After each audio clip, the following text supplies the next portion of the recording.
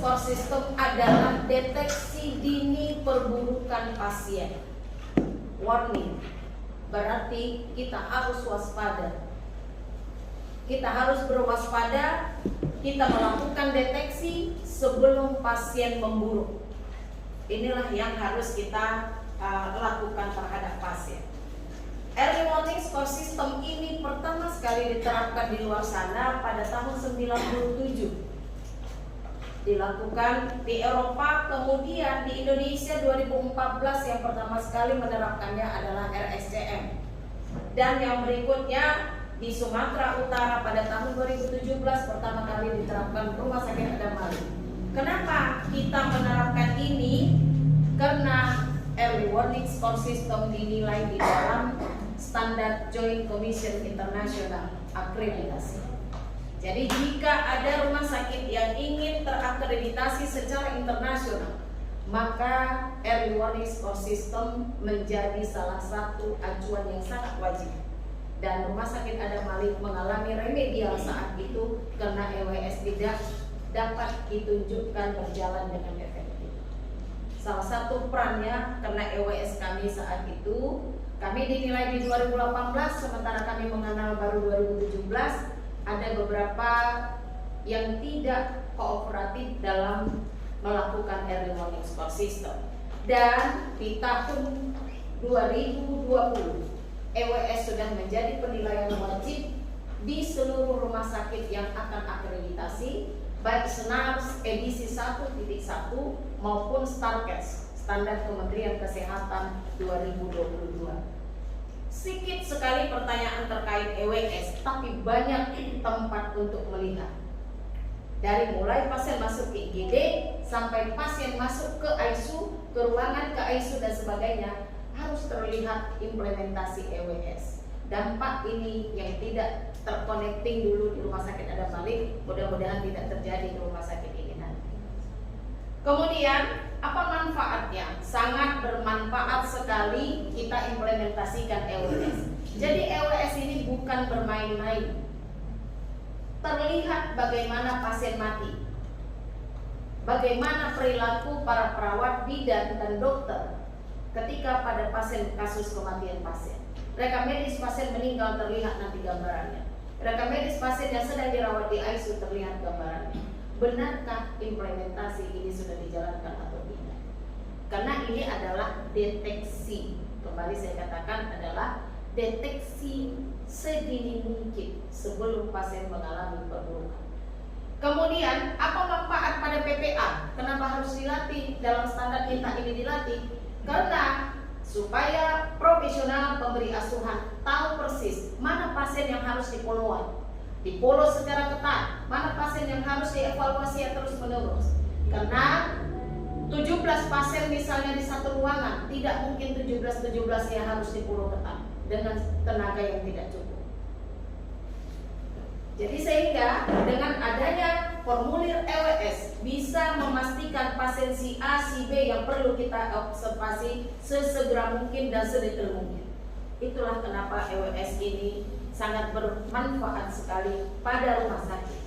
Pemilik dan direktur rumah sakit sangat menekankan agar EWS ini dilaksanakan karena ini menurunkan angka kematian. Dan kemudian jika EWS ini berjalan dengan baik, maka kerugian rumah sakit akan lebih ringan lagi. Nama baik rumah sakit akan lebih baik lagi karena berkurangnya angka kematian dan angka henti jantung serta henti nafas. Kemudian apa manfaat pada pasien dan keluarga? Pasien dan keluarga mendapatkan pelayanan yang tepat dari petugas yang tepat dengan waktu yang tepat. Belum dia mengalami perburukan, sudah didatangkan bantuan. Belum dia mengalami perburukan, sudah ada obat yang disediakan. Belum dia mengalami perburukan, sudah tersedia dokter yang dipanggil oleh perawat dan bidan. Itulah kenapa sangat bermanfaat sekali. Tentu tujuannya berkurangnya angka kematian di rumah sakit. Angka kematian salah satu indikator mutu rumah sakit. Semakin banyak yang meninggal, maka semakin buruk pelayanan rumah sakit. Laporan ke Kementerian Kesehatan dan ke Dinas Sosial, ke Dinas Kesehatan. Jika 90 pasien yang masuk ke rumah sakit makin 50% dari itu, maka itu adalah pelayanan rumah sakit buruk.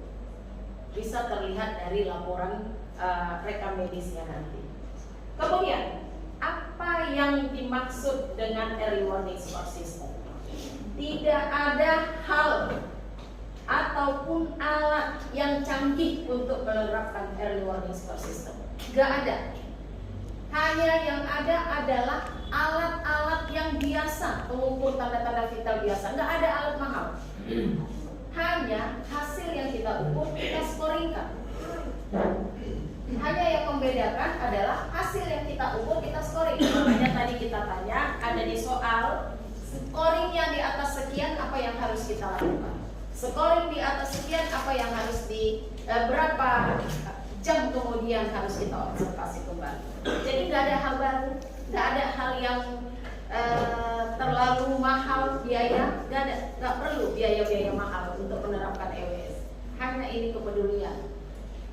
Jadi alatnya tetap alat-alat biasa saja, seperti nanti kita terapkan alat apa itu? Tensimeter, termometer, oximetri, kemudian apalagi alat yang kita kertas. Tidak ada alat mahal di sini. Tapi bagaimana orang untuk men-scoring? Jadi harus dilatih. Makanya harus diwajibkan ada pelatihan. Alat yang dikembangkan untuk memprediksi penurunan kondisi pasien. Alatnya apa? Alat-alat pemeriksaan tanda-tanda vital. Yang sejak kita sekolah sudah diperkenalkan itu sama kita. Tidak ada satu orang pun perawat, bidan, dokter yang tidak mengetahui mengukur tanda-tanda vital. Semua pasti tahu. Jadi hal itu yang menjadi hal yang mudah untuk kita lakukan. Dilakukan penilaian terhadap parameter klinis yang sudah kita ukur tadi, kita lakukan penilaian. Kemudian kita scoringkan.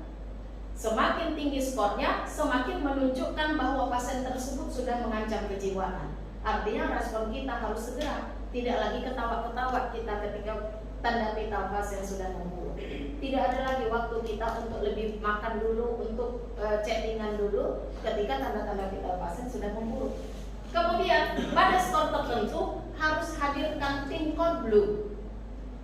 Pada scoring tertentu, tim code blue harus dihadirkan untuk menolong pasien supaya tidak terjadi henti jantung dan henti nafas. Apa yang di-scoring? Yang di-scoring adalah tanda-tanda fisiologis yang sudah kita ukur tadi. Tidak ada yang lain, makanya saya katakan tidak ada alat medis yang canggih yang harus dibeli oleh rumah sakit untuk mengimplementasikan EWS. Hanya keperluannya kita adalah perubahan perilaku.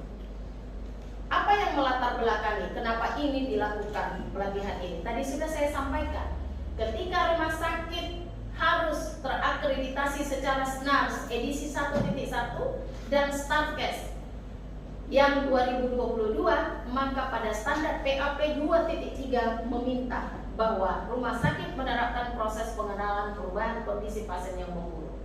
Di standar ini ada penilaiannya. Apa kata standar?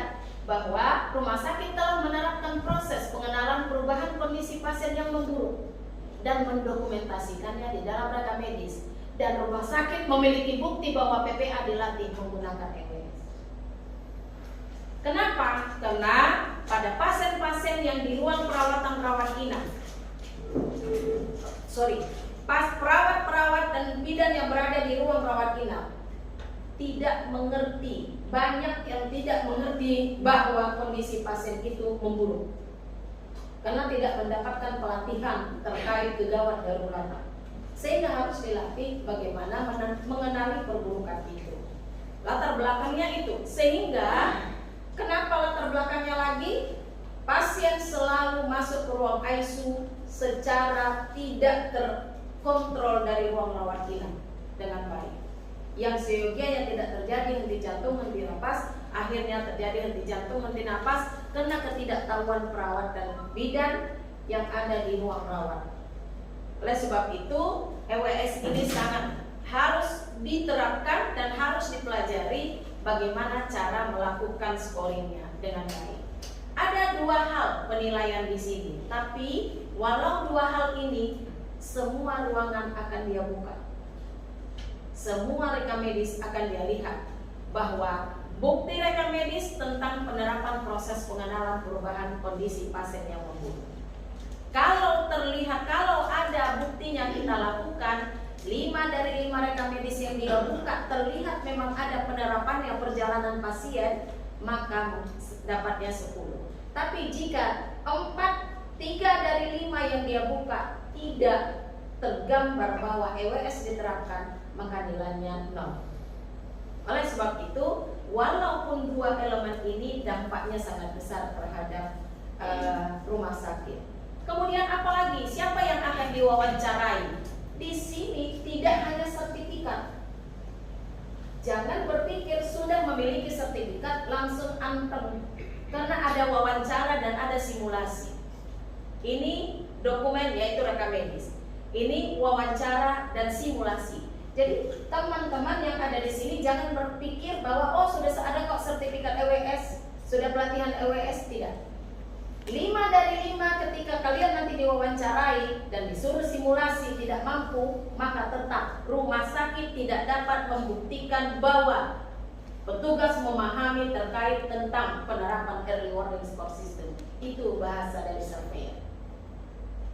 Jadi jangan berpikir dengan hadir hari ini dan ada di sini tanpa mengikuti ini dan tanpa memahami ini, sertifikat ada sudah aman, karena akan ada wawancara dan simulasi.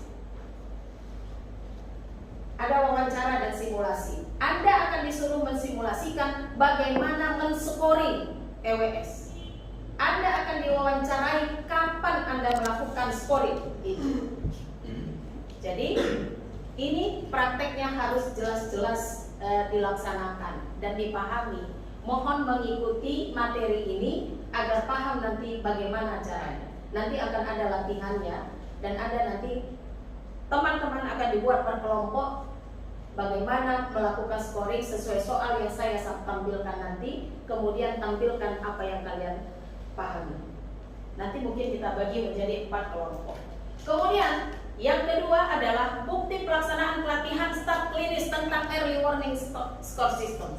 Apa buktinya? Yaitu ada TOR, ada undangan, daftar hadir, materi, laporan dari pelatihan ini, dan evaluasi serta sertifikat. Sertifikatnya belakangan, bukan sertifikatnya yang di depan. Sertifikatnya belakangan.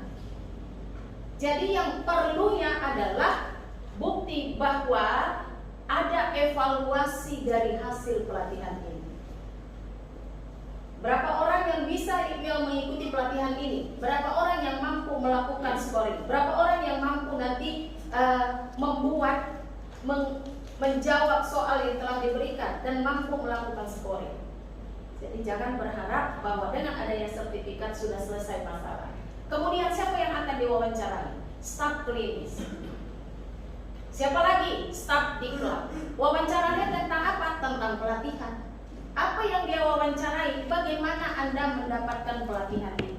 Apakah tiba-tiba sertifikat Anda ada tanpa ikut di sini? Saya tanda tangani di sana sertifikatnya, tiba-tiba orangnya tak ada di sini, diberikan sertifikatnya.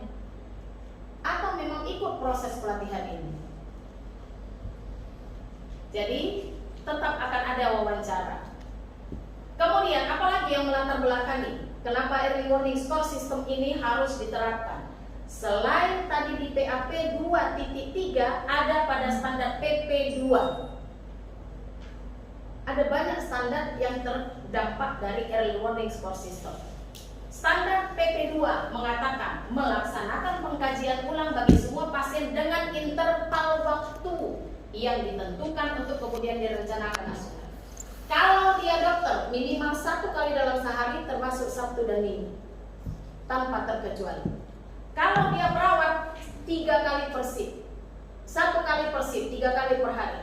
Kemudian kalau dia tenaga kesehatan lain, tergantung dengan kebijakan rumah sakit, apakah dia sekali dalam sehari atau 3 kali dalam sehari.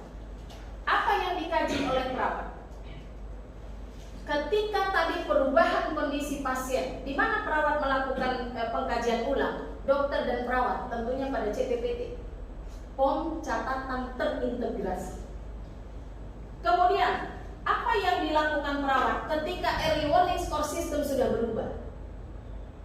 Tadi katanya kalau perawat minimal berarti boleh lebih dari 1 kali per shift. Andaikan jam 8 pasien sudah dilakukan monitoring EWS, kemudian tiba-tiba scoring EWS naik menjadi 5 atau menjadi 4, tentunya per 1 jam kemudian harus dimonitoring lagi. Ketika pasien sudah dimonitoring lagi, tentunya CPPT harus ditulis lagi karena sudah terjadi perubahan kondisi pasien. Karena dikatakan di sini terdapat bukti pengkajian ulang oleh perawat minimal 1 kali per shift atau sesuai perubahan kondisi pasien. Nah, tadi EWS adalah terkait deteksi dini perubahan kondisi pasien di PAP 2.3. Jadi ketika EWS-nya naik, maka CPPT juga harus ditulis, bukan hanya POM EWS saja. Disinilah kelalaian rumah sakit selalu. Dia pikir hanya POM EWS, tapi POM CPPT tidak perlu. Sampai di sini bisa paham? Apakah sudah ada POM CPPT di sini? Ada? Sudah paham ya? Berapa kali di sini CPPT ditulis oleh perawat?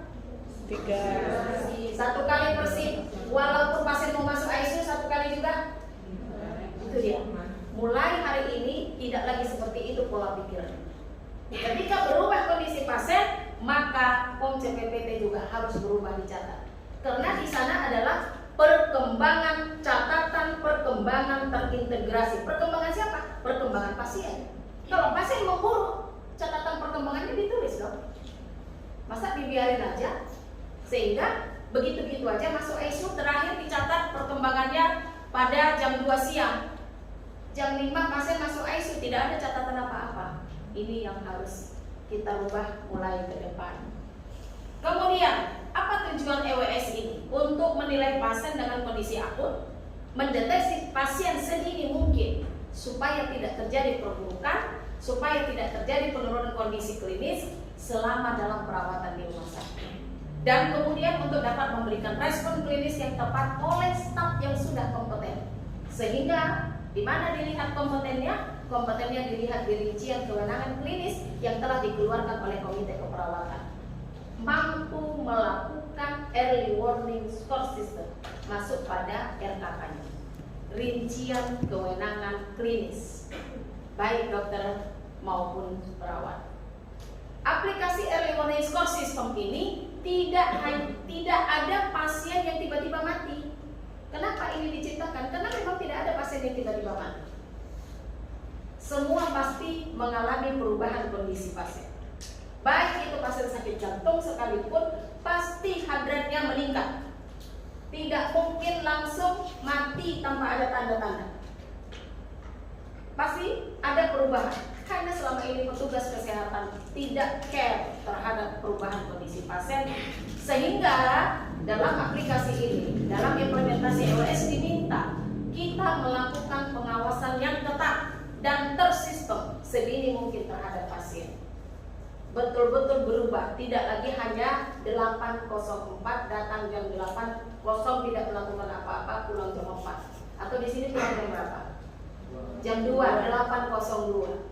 Datang, tidak melakukan apa-apa kepada pasien, dari datang sampai pulang tidak pernah kontak dengan pasien, kemudian jam pulang.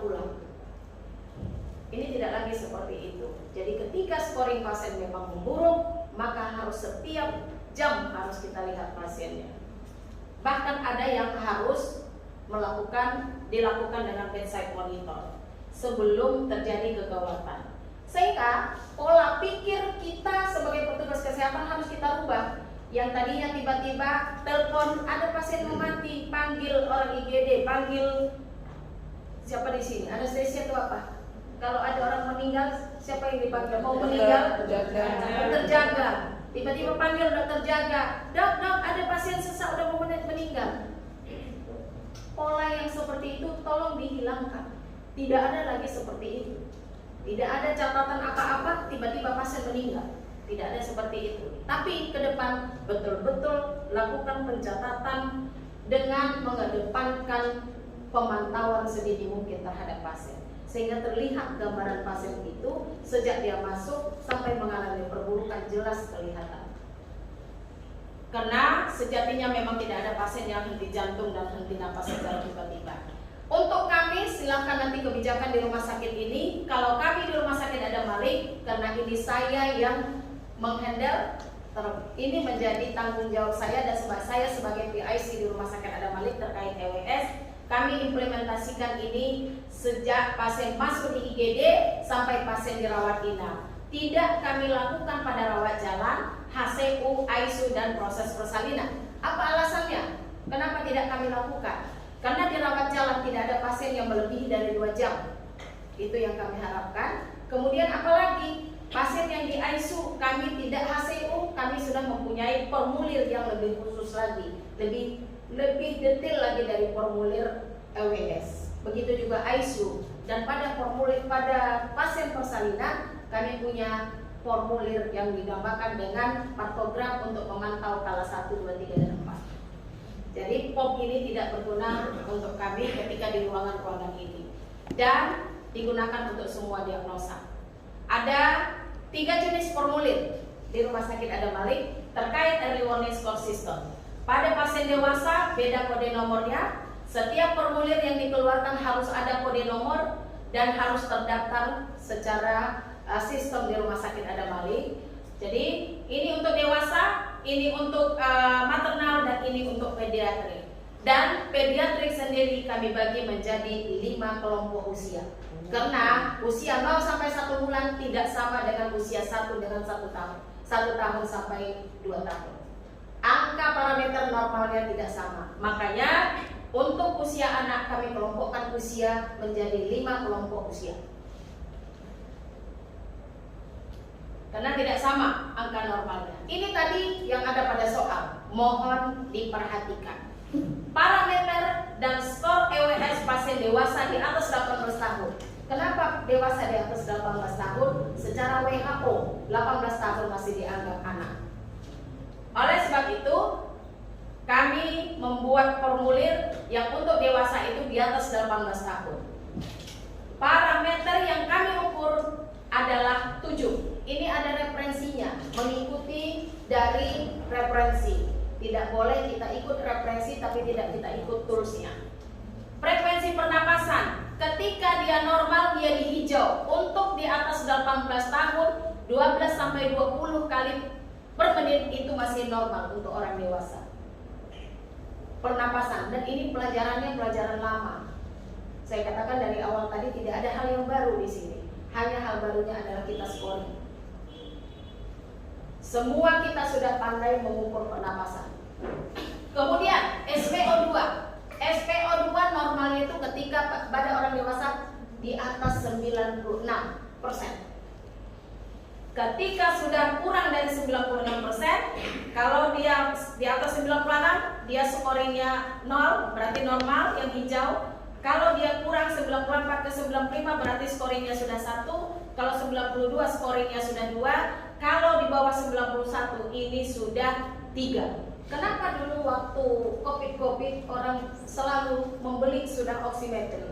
Karena kadar oksigen di dalam tubuh sudah harus kita nilai. Kalau sudah di bawah, yang namanya di bawah 90-an, itu pasien sudah sangat sulit untuk kita bantu kalau pada pasien-pasien COVID. Jadi itu dulu kenapa selalu pada pasien COVID itu selalu membeli yang pertama SpO2-nya. Kalau kalian merujuk Rumah Sakit Adam Malik, kita selalu tanya, berapa SpO2-nya? Kalau sudah pasien COVID yang katanya SpO2-nya di bawah 90, berarti ini tidak layak lagi ditempatkan pada ruangan perawatan biasa. Jadi scoringnya sudah 3. Begitulah cara membaca ini. Alat bantu napas, ada atau tidak? Tidak atau ya? Kemudian tekanan darah sistolik. Kalau orang dewasa itu 111 sampai 159 masih dianggap normal. Kemudian denyut jantung kalau 50 sampai 90 itu dianggap normal secara referensi. Dan kemudian suhu 36 sampai 38 itu normal. Tingkat kesadaran alert. Kalau sudah dia dinyatakan di sini sudah voice, harus dengan suara, harus dengan rangsangan nyeri atau unrespon, maka ini sudah scoringnya 3. Sampai di sini paham? Ada yang tidak paham? Saya harus evaluasi karena kurang fokusnya setiap ada yang masuk. Sampai di sini ada yang tidak paham? Kalau kesadarannya tadi, kalau tingkat kesadarannya rangsangan nyeri, berapa scoringnya? Ada yang bisa jawab? Berapa? 3. Kalau tekanan suhu tubuhnya udah di atas 39, berapa scoringnya? 3. Kalau dia tekanan darahnya sudah 70 sampai 80, berapa scoringnya? 2. Oke, berarti sudah paham. Harus seperti itu saya sepertinya mengulang supaya kalian bisa paham.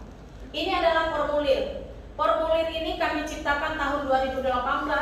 Inilah contoh formulirnya. Namun memang karena kami ada formulir yang namanya untuk observasi yaitu intake output, kami sudah memodel dengan baru. Namun kalau rumah sakit ini tidak perlu memodel dengan yang punya kami. Tidak usah diambil contoh yang punya kami yang terbaru. Kenapa? Sangat ribet. Sangat ribet karena kami sudah di tingkat lanjut. Makanya kami memodel, saya memodifikasi formulir observasi intake output bersama dengan early warning score system. Tapi untuk di pemula di awal dulu kami hanya menggunakan yang sangat sederhana seperti ini. Sehingga sangat sederhana ini teman-teman bisa melihat bagaimana kalau frekuensi napasnya berapa, ditulislah di sini angka. Yang ditulis di sini angka. Dan kemudian di sini harus ditulis tanggal dan jam.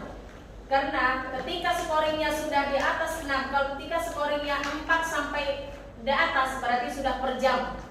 Per jam dia harus diukur. Itu kenapa ada kotak-kotaknya. Sebenarnya ini gunanya adalah sebagai daftar tilik. Ini daftar tilik supaya teman-teman tahu, oh ini skornya 3 gitu. Tapi di sini bukan ditulis 3. Yang ditulis di sini adalah hasil yang kita ukur. Paham ya? Ini hanya sebagai daftar tilik untuk memudahkan. Kenapa saya buat halus seperti ini? Karena teman-teman di rumah sakit, di tempat kami, Bu, kami sudah tua-tua, lupa-lupa kami nanti kalau membaca juknisnya lagi. Bikinkan aja daftar tiliknya, saya akomodir kemauan staf saya. Jadi makanya saya buatkan daftar tiliknya seperti ini di form itu. Sampai sekarang pun pakai daftar tilik juga. Supaya tidak lupa dia. Kalau 12, kalau seandainya hasil pernapasannya dia dapat ke 15, supaya gampang dia, oh 0 skornya. Makanya di sini 15. Jadi dia tidak menghitung-hitung lagi, sudah ada daftar tilik di sebelahnya. Jadi kalau mau diakomodir seperti ini silakan monggo. Nanti saya kasih. Baik. Kemudian algoritmanya. Algoritmanya ketika scoringnya 0, ini pada dewasa ya, tadi ada di soal. Kalau scoringnya 0 sampai 1, berarti kita hanya melakukan observasi dan dokumentasi setiap 8 jam. Itu diingat. Kalau scoringnya tadi 0 sampai 1, berarti observasi dan dokumentasi setiap 8 jam. Observasi itu apa? Ukur kembali tanda-tanda vitalnya setiap 8 jam. Paham ya? Kemudian, ketika scoringnya sudah 2 sampai 3, berarti observasi dan dokumentasinya sudah semakin meningkat. Sudah per 4 jam, tidak lagi 8 jam. Makanya tadi saya dari awal saya katakan tidak ada orang mati secara tiba-tiba, ada perjalanannya. Tadi per 8 jam, tapi begitu semakin tinggi scoringnya sudah per 4 jam. Kemudian ketika sudah 4 sampai 6, maka tindakan yang harus dilakukan perawat, bidan melapor ke dokter jaga. Kemudian observasi dan dokumentasikan setiap 1 jam. Sudah setiap jam harus mengukur vital sign-nya.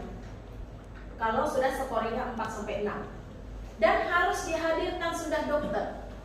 Bukan udah mati pasien baru panggil dokter memastikan kematiannya. Itu hanya memastikan kematian kalau seperti itu. Tapi ini belum mati pasien, dokter harus sudah hadir. Yaitu untuk melakukan apa terapi tambahan. Apa yang harus kita berikan kepada pasien ini. Jadi harus dilaporkan kepada dokter. Dan kemudian pasien harus disiap-siap untuk persiapan transfer ICU, HCU. Ruangan, kenapa HCU? Harus dilakukan monitoring, bedside monitor.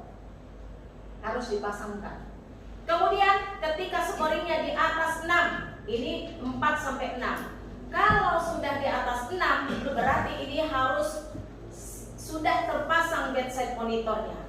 Perawat dan bidan dan bahkan dokter anestesi harus bersama-sama melakukan monitoring terhadap pasien ini. Berarti ini sudah butuh obat-obatan untuk meningkatkan laju jantung pasien tersebut.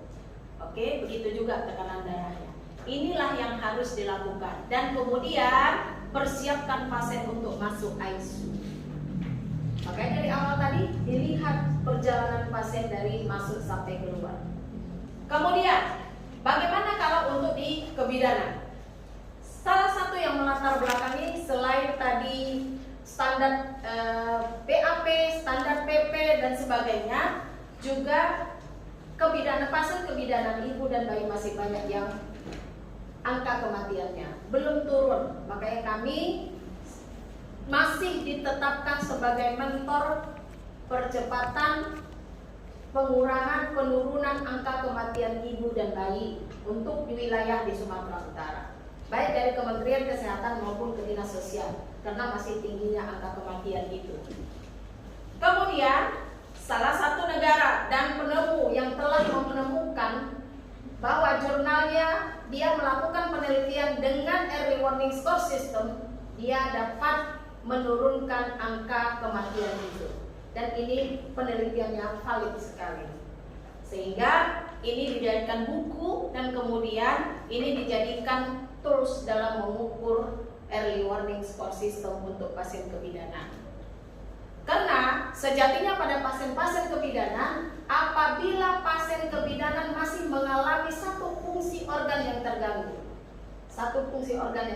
contoh pasien dengan eklamsi hanya dengan gangguan pernapasan, ini masih gampang dibantu, masih perawatannya masih sangat memungkinkan untuk sembuh. Namun jika fungsi organ-organ yang lain sudah terganggu, maka ini lebih berat lagi dalam pertolongan pada ibu hamil.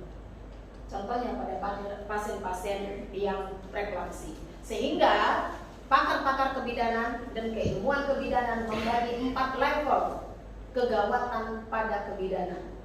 Yaitu level 1 ketika tingkat pertama pasien yang membutuhkan yang kebutuhannya bisa dipenuhi dengan perawatan ruang biasa. Pasien-pasien yang mana? Yang hanya partus normal tanpa ada riwayat hipertensi dan sebagainya. Ini bisa ditempatkan pada ruang perawatan biasa. Tapi ketika pasien sudah mengalami berisiko kondisi yang memburuk dan membutuhkan tingkat observasi yang lebih tinggi, dan pasien yang baru-baru pindah dari ruang operasi, maka pasien ini sudah harusnya ditempatkan di ruang perawatan yang lebih deteksi, yaitu bukan mesti ke ruang ICU, tapi bukan ke ruang HCU, tapi ke ruangan yang betul-betul mampu dievaluasi. Tadi sudah per jam harus kita lakukan evaluasinya. Tapi pada pasien-pasien yang mengalami gangguan dengan 2 fungsi organ, maka pasien ini sudah digolongkan ke level 2 dan ini sudah mengalami fase perburukan, harus ditempatkan kepada ruang HCU. Sementara jika membutuhkan ruangan ketika sudah masuk ke level 3, maka pasien sudah membutuhkan pemasangan ventilator. Ini ilmu kebidanan di buku ilmu kebidanan jelas tertuang seperti ini pembagian level di dalam kegawatan pada ibu hamil. Tadi dikatakan di sini setelah persalinan pengamatan fisiologis harus dipantau setidaknya setiap 4 jam. 4 jam setelah kala 4. Persalinan itu sampai kala 4 selesai. Ada bidan di sini? Ada bidan di sini? Ada. Benar atau tidak? Kalau belum selesai kala 4, berarti belum dianggap selesai proses persalinan. Itu ilmunya. Jangan lupa. Jangan dipikir begitu merojol keluar anak, keluar urin selesai proses persalinan. Masih ada kala 4-nya. Jadi selesai dulu kala 4. Setelah selesai kalau dia normal 4 jam kemudian harus dievaluasi mau dia gawat ataupun tidak gawat. Karena ada istilah baby blues. Jadi kondisi-kondisi pasien dengan pasca persalinan bisa terjadi perburukan sehingga harus paling sedikitnya 4 jam dievaluasi. Kemudian frekuensi pemantauan akan bisa ditingkatkan jika terjadi abnormal. Tadi sudah selesai kalau 4 ya, kemudian kita transfer pasien ke ruang pemulihan, kemudian paling sedikit 4 jam kemudian harus observasi. Jika terjadi ada perubahan kondisi, dipercepat lagi pemantauannya dari 4 jam. Staf yang merawat pasien di rumah sakit harus memiliki kompetensi dalam pemantauan, makanya harus dilatih. Ketika dikatakan kompetensi berarti ada RKK dan SPK-nya masuk di dalam buku komite rekam medis melakukan kredensial terhadap pegawainya. Kemudian pendidikan dan pelatihan harus disediakan untuk memastikan staf memiliki kompetensi. Ini dia masuk adalah pendidikan dan pelatihan. Pendidikan ada 2, baik formal dan ada yang non formal. Non formal ini dia. Jadi pendidikan pelatihan itu adalah CPD, Continuous Professional Development. Pendidikan bertingkat-tingkat dan dilakukan kepada semua staf. Tujuan OEWS adalah untuk mengidentifikasi ibu hamil dan postpartum yang berpotensi berisiko mengalami perburukan, dan kemudian untuk mencegah perburukan lebih lanjut pada ibu, dan untuk memastikan rujukan yang tepat waktu dan tepat dibuat, dan untuk memastikan intervensi yang sesuai terjadi, dan pengembangan rencana perawatan individual. Dan kemudian untuk memastikan semua staf memahami bagaimana menggunakan sistem penilaian maternitas early warning score system dan mengetahui bagaimana meningkatkan bantuan lebih lanjut dengan tepat, termasuk melalui kapan mereka harus diresusitasi, dan untuk memberikan perawatan secara tepat di unit bersalin atau di unit pelayanan HICAP. Sampai di sini ada yang tidak paham? Sudah paham? Ada yang bidan?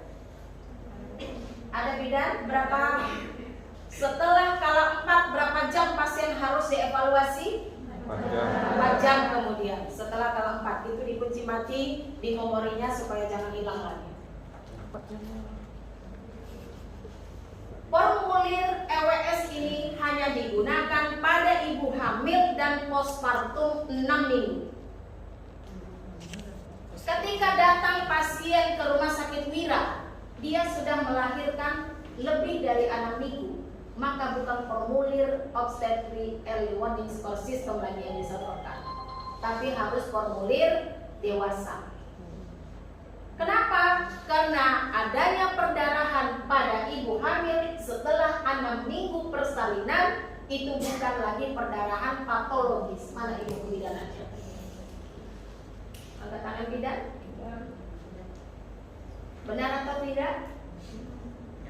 Ketika ada perdarahan setelah 6 minggu persalinan itu bukan lagi perdarahan patologis, tidak lagi perdarahan normal ibu hamil, berarti ada kelainan bawaan yang berhubungan dengan itu, sehingga tidak lagi menggunakan formulir kebidanan. Tadi ada 3 formulir. Formulir apa aja tadi? EWS, OEWS, POS. Jadi kalau ada orang datang ke rumah sakit Wira DIGD yang dia pasca melahirkan di atas 6 minggu, apa yang formulir mana yang kita kasih? Dewasa. Kalau ada pasien datang pasca melahirkan lebih dari 6 minggu, usianya di bawah 18 tahun, formulir mana yang kita berikan? Dewasa.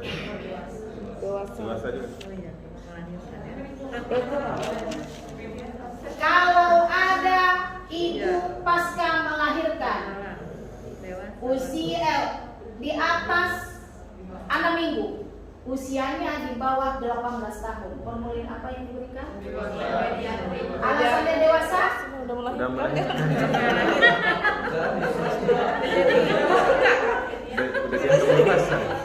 Alasan dewasa, kita rasionalnya dulu. Sudah menikah. Apakah parameter tanda-tanda vital angka normal tekanan darah berubah karena kawin dan tidak kawin?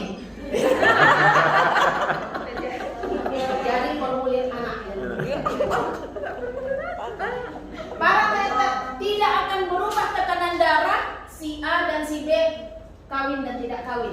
Yang berubah itu adalah usia. Oh iya. Nggak makin tinggi tensi harus nikah. Udah nikah makin tinggi lah, Bu.